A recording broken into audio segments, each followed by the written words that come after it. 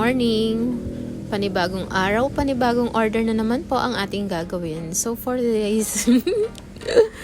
today's video po, gagawa po tayo ng 6 tulips bouquet. Bago po pala tayo mag voice over, ingat po sana ang lahat dahil napakalakas po ng ulan, malakas po yung bagyo. So eto na nga po, yung order po ni sir ay 6 tulips bouquet. Upon sa conversation namin sa messenger, meron po siyang pinapagayang design and color din po ng wrapping.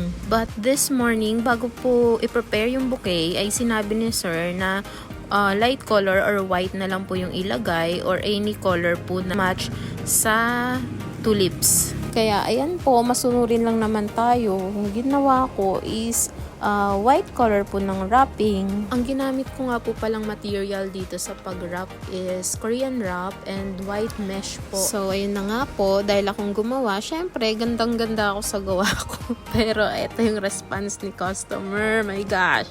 After nun, tumambay na lang ako sa labas ng shop, tinitignan yung ulan, nakaka-relax pa. Charot lang! Syempre, kung ano po yung gusto ng customer natin, ay susundin po natin. Nga po pala, may additional charges po kapag po nag-request si client na baguhin yung wrapping.